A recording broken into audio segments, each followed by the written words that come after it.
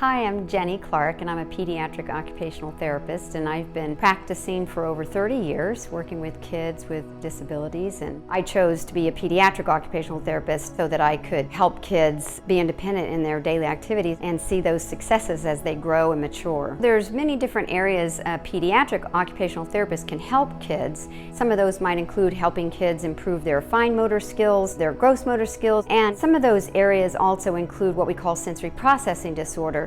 I became interested in specializing in helping children who have sensory processing disorder because of my own challenges with sensory sensitivities. I wrote a book called Learn to Move, Move to Learn. I actually wrote two books. The second book is called Learn to Move, Moving Up. This book really focuses on sensory motor activity lesson plans. It uses a sensory integration approach. It's all theme-based, and it's that theme approach that really engages them and inspires them to work hard, and they don't even realize they're working because it's play. It's all about learning through play. As a pediatric occupational therapist, we can work with children with challenges in all sorts of areas. And I actually worked in school-based practice for many, many years. And I also worked in home-based practice. And I also ran a private practice that specialized in sensory integration therapy. I had all kinds of specialized equipment for integrating the senses.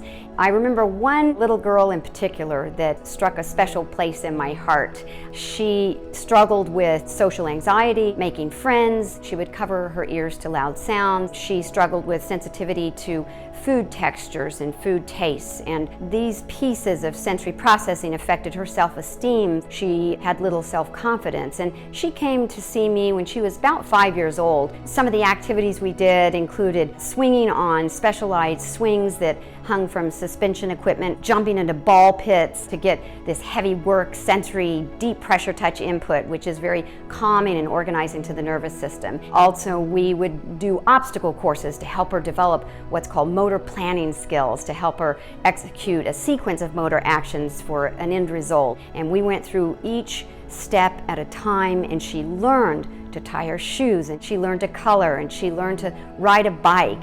And her self-esteem grew and grew and grew.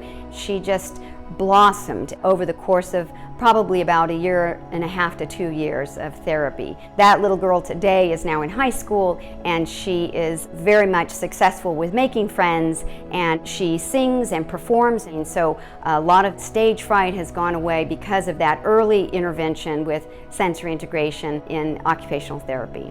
When I started my private practice, my goal was to make an impact in their nervous system and their brain development. The bottom line is I was so highly motivated to make a difference in these children's lives because of the challenges I struggled with sensory processing. And once I understood why from a cognitive level, from an understanding of what's going on in the nervous system, I was like, I want to empower these children and these families so that their brains are going to be changed forever for the rest of their lives.